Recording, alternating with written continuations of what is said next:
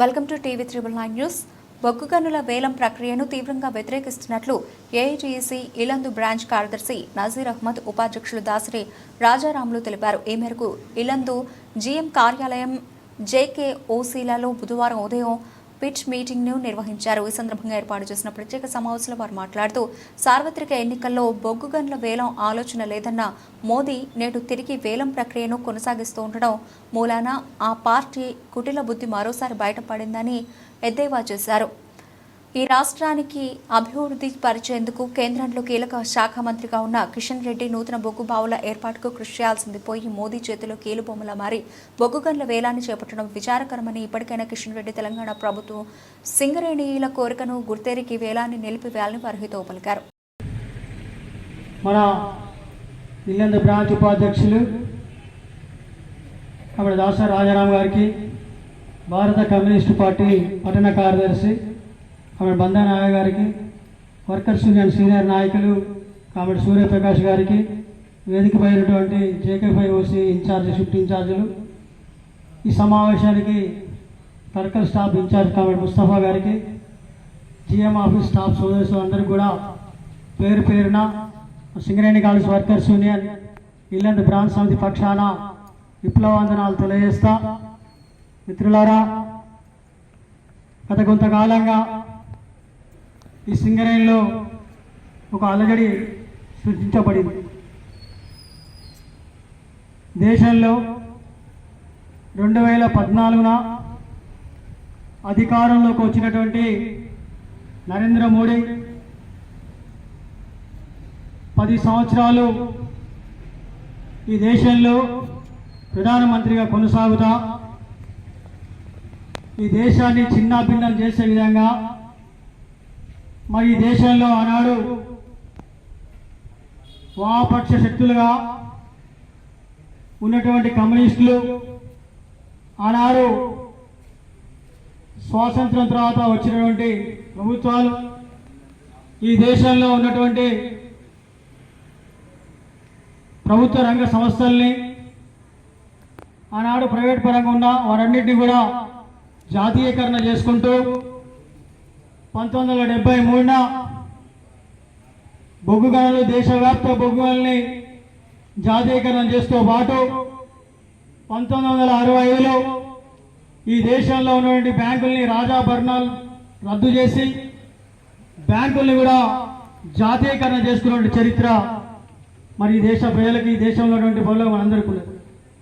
కానీ ఆనాడు సాధించుకున్నటువంటి ఒక్కొక్క హక్కు ఈ 10 సంవత్సరాల కాలంలో ఈ నరేంద్ర మోడీ ఫాసిస్టు విధానాల వల్ల ఇలా ప్రభుత్వ రంగ సంస్థలన్నీ కూడా ఒక్కొక్కటిగా ముయ్యబడుతూ, ఈ క్రమంలో మరి సింగరేణితో పాటుగా ఈ దేశంలో ఉన్నటువంటి బొగ్గు గనులన్నీ కూడా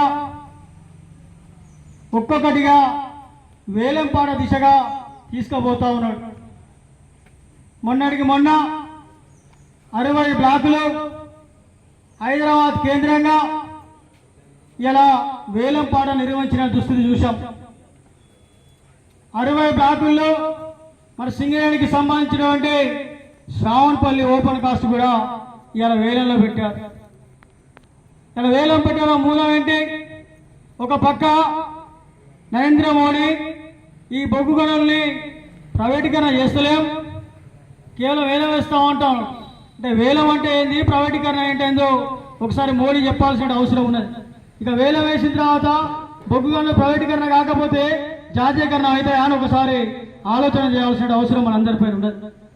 ఈ క్రమంలోనే ఒక్కొక్కటిగా ఈరోజు వేలంపాట దిశగా తీసుకుపోతూ ఉంటూ మరి సింగరేణిలకు సంబంధించినటువంటి 4 బ్లాకులు, 4 బ్లాకుల్లో గతంలోనే కోయడం ఓపెన్ కాస్ట్ సంబంధించినటువంటి పిట్ 3 ఓపెన్ కాస్ట్, అదేవిధంగా మరి సత్తుపల్లికి సంబంధించినటువంటి OC3 కూడా ఆనాడు వేలంలో పెట్టి అరవిందో ఫార్మా కంపెనీకి కోయడం OC3 ఇవ్వడం, దానికి ఉన్నటువంటి పరిస్థితి తెలుసు.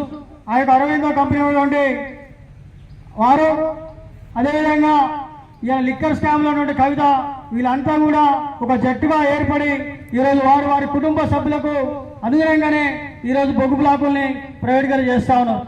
అదేవిధంగా మన సత్తుపల్లికి సంబంధించినటువంటి OC3 అవంతిక కంపెనీకి ఇవ్వడం జరిగింది. ఇలా అవంతిక కంపెనీ ఎవరు?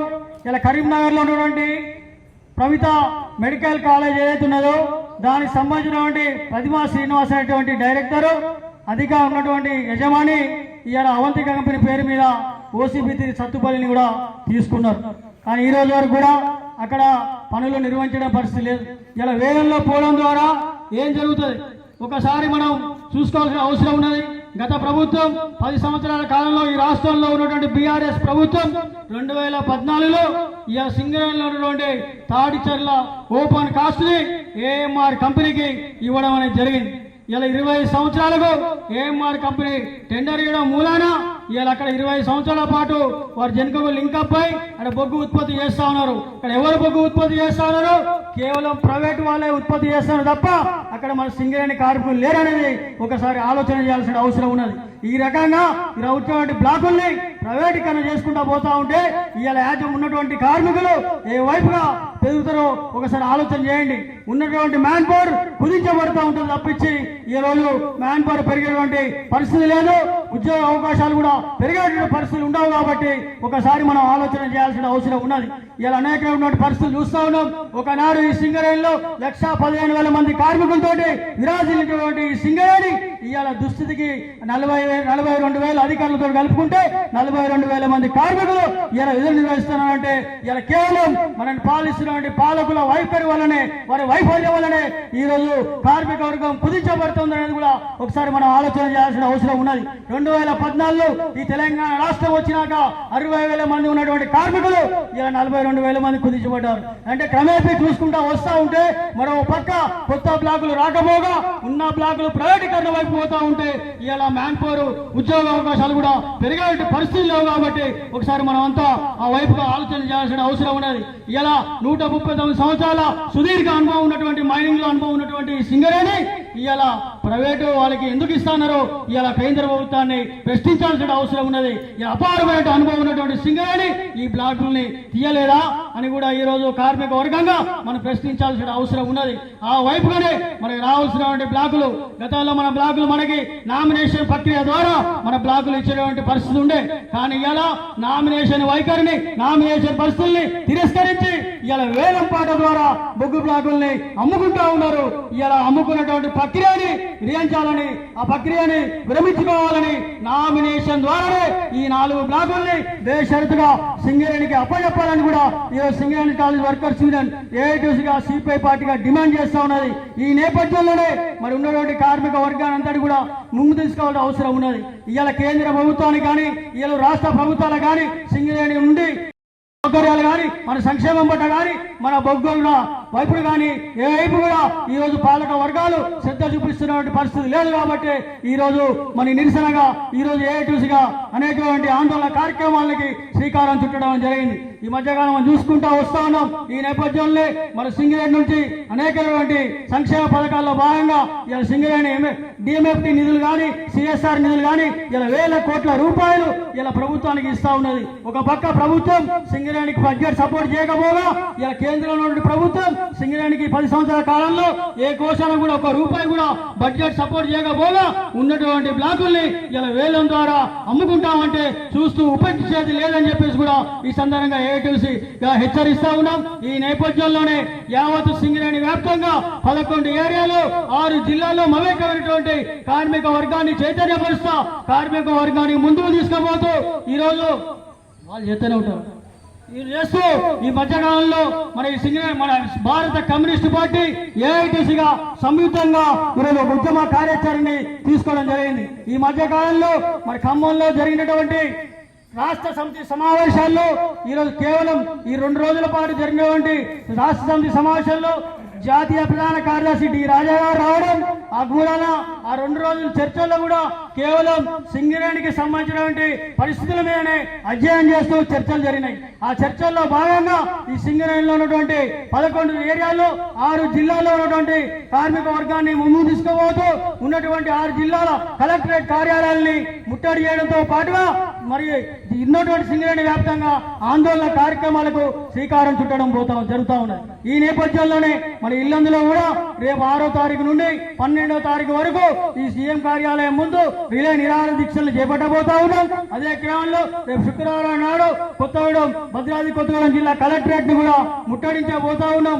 ఈ ముట్టడి కార్యక్రమంలో ఈ దీక్షల కార్యక్రమంలో మీరంతా కూడా సహాయ సహకారాలు అందించాలని, ఆ ముట్టడి కార్యక్రమంలో కూడా మీ వంతు భాగస్వామ్యం ఉండాలని, ఈ రిలే నిరాహార దీక్షలు జరిగేటువంటి కార్యక్రమంలో కూడా జిఎంఓ ఆఫీస్ గా మీ వంతు భాగస్వామ్యం ఉండాలని ఆశిస్తూ రాబోయేటువంటి రోజుల్లో మన బొగ్గు గనుల పరిరక్షణ కోసం ఈ వేలంపాట ఏదైతుందో వాటిని విరమించుకునేంత వరకు ఈ ఉన్నటువంటి పరిస్థితుల్లో మరి ఉద్యోగావకాశాలు పెంపించుకునే దానికోసం ఈ బొగ్గు గనుల రక్షణ కోసం భవిష్యత్తు కార్యాచరణ కూడా పూర్తిస్థాయిలో ఉద్యోగ కార్యక్రమం ముందుకు పోతా ఉన్నాం. ఇదే క్రమంలోనే ఈ దీక్షలతోటే కాకుండా రేపు 10వ తారీఖు నాడు ఈ జిఎం ఆఫీస్ కూడా ముట్టడి చేయబోతా ఉన్నాం. 17వ తారీఖు నాడు ఏదైతే బొగ్గు గనులు వేలం వేస్తున్నటువంటి ఆఫీస్ ఏదో ఆ ఆఫీస్ ను కూడా 17వ తారీఖు నాడు హైదరాబాద్ లో కూడా ముట్టడి చేయబోతా ఉన్నాం. ఈ అన్ని కార్యక్రమాల్లో మన వంతు బాధ్యతలుగా మన హక్కుల కోసం, మన ఉద్యోగ భద్రత కోసం, మన బొగ్గు గనుల రక్షణ కోసం, బొగ్గు గనుల ప్రైవేటీకరణకు వ్యతిరేకంగా, బొగ్గు బ్లాకుల వేలానికి వ్యతిరేకంగా ఆ వైపుగా మనం అంతా